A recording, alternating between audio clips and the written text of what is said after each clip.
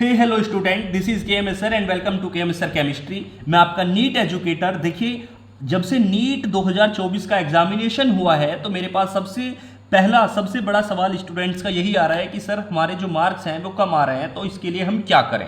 तो इसके ऊपर मैं आज आपको अपना सजेशन भी दूंगा और पूरी डिटेल करूंगा। देखिए, ये वीडियो आपके लिए एक वरदान साबित होगी, आपको ये निकालेगी आपके इस बर्डन से।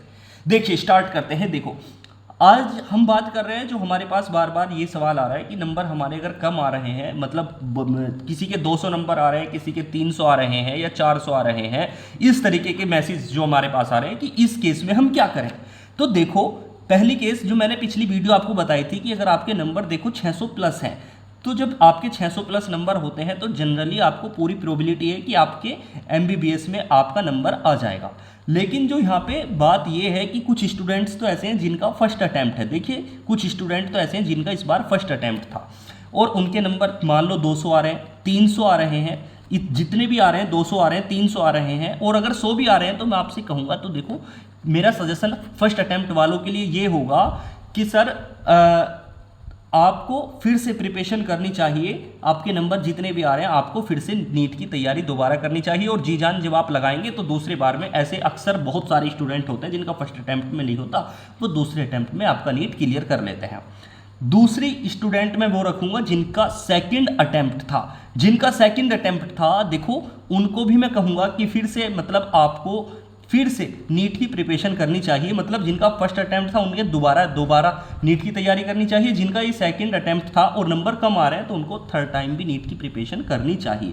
अब स्टूडेंट्स जो हैं वो जिनका 3 अटैम्प्ट हो गए कम से कम, या 3 से भी ज़्यादा हो गए, और उनके ऊपर जो है जनरली ऐसे मेरे पास जो मैसेज आ रहे हैं कि सर घर वाले लोगों का जो प्रेशर है वो लगातार बढ़ता जा रहा है। अब इस केस में क्या करें? प्रेशर बढ़ रहा है घर वालों का और बर्डन आ रहा है पूरी तरीके से। तो देखो, अगर मान लो आपका 3-4 अटेम्प्ट आपने दे दिए, 3 अटेम्प्ट, 4 अटेम्प्ट, 5 अटेम्प्ट आपने दे दिए इस तरीके से, और आपके नंबर जो है वो कम आ रहे हैं, मतलब 400 आ रहे हैं इस तरीके से, तो आपको क्या करना चाहिए? 400 आ रहे हैं, 450 आ रहे हैं, आपको एक गवर्नमेंट कॉलेज में BAMS वगैरह में आपको एडमिशन ले लेना चाहिए। देखिए, BAMS में ले लो या BUMS में ले लो या BHMS में ले लो, इस तरीके से इनका खर्चा बहुत कम होता है और जितना आपका फीस आप दे रहे हैं इनके अंदर, तो आपको लगभग 70%, 80% तक आपको स्कॉलरशिप भी मिल जाती है। आप करेंगे क्या? इनमें आपने सुनो ध्यान से, अब मेन पॉइंट अब आएगा। इनमें आपने एडमिशन लेके छोड़ दिया, अब आपको क्या करना है? आपकी ये प्रिपरेशन भी चलती रहेगी साथ में, और अब आप जब एडमिशन लेने के बाद कॉलेज में जाएंगे और आएंगे घर पे, आप मान लो सुबह को 9 बजे जाते हैं और 4 बजे आप एग्जाम्पल 4-5 बजे तक आप आ रहे हैं, आपको क्या करना है? 1-2 घंटे का रेस्ट लेना है और आ करके फिर 5 बजे से जैसे आप पढ़ना शुरू करें और रात को 1 बजे तक आप पढ़ रहे हैं। देखो, 5 बजे से 6 बजे, 5 बजे से आप 12 बजे तक भी जनरली पढ़ रहे हैं। देखो, आप 7 घंटे, मतलब आपने 400 नंबर, 450 नंबर आ रहे हैं अगर आपके, तो आपको नॉलेज तो अच्छी खासी है। अब आपने BMS में भी डाल दिया, आपका मतलब क्या हुआ कि आपका जो प्रेशर था वो कम हो गया, आप उसकी भी तैयारी करते रहें, मतलब आपका कोर्स भी चलता रहेगा। और अगर मान लो आप नीट की भी तैयारी साथ साथ करते रहें तो आपका सिलेक्शन भी हो जाएगा। 5 बजे से मान लो 12 बजे तक रात को पढ़ रहे हैं 7 घंटे, और इस तरीके से साल भर आपकी BMS भी चलती रहेगी। और आपको अगर लग रहा है कि मेरा MBBS में नंबर आ गया, तो आप BMS को छोड़ दें और इसके बाद अपना रेगुलर अपना फिर से MBBS अपना आप कंटिन्यू कर लें। MBBS आप कंटिन्यू करें, सीधी मतलब ये हुआ इस बात का। अब देखो, अब आपको लग रहा होगा कि सर BMS भी कर रहे हैं और इतनी पढ़ाई हम कैसे करें? तो देखो ध्यान से, मैं आपको एग्जाम्पल देता हूँ। कश्मीर का आपने लड़का देखा होगा, आपने इंटरव्यू देखा होगा। कश्मीर का जो लड़का था, उसके वो सेब बेचता था, सेब का काम करता था। वो 3 घंटे सोता था रात को, और वो क्या करता था, आपने इंटरव्यू में देखा होगा कि 3 घंटे सो रहा है और बाकी वो अपनी पढ़ाई कर रहा है। मजदूरी करता था दिन में, और जब बाकी टाइम में वो सिर्फ पढ़ाई करता था। इस तरीके से उसने अपनी पढ़ाई करते करते इस नीट को क्रैक कर दिया था।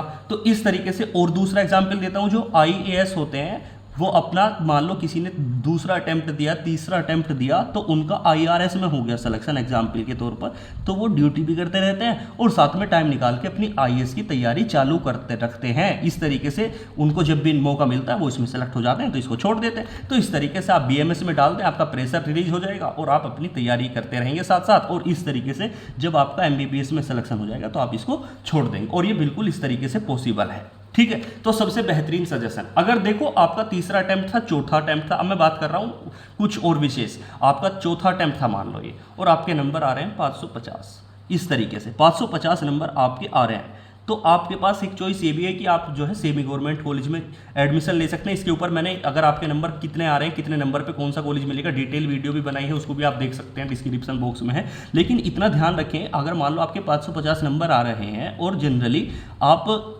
इसी बार एडमिशन लेना चाहते हैं और आपके पास मनी भी है, आपके घर वाले आपको एडमिशन दिलाना चाहते हैं, तो आप क्या कर सकते हैं, सेमी गवर्नमेंट कॉलेज में जाओ और वहाँ पे आपको एडमिशन मिल जाएगा। और हो सकता है पूरी साल, मतलब कहने का ये है पूरी साल का मान के चलो आप 10 लाख में आपका MBBS पूरा हो जाएगा, एवरेज 10 लाख में आपका MBBS भी हो जाएगा। मतलब इतने सारे ऑप्शंस हैं, आपको घबराने की तो कोई ज़रूरत ही नहीं है इसमें।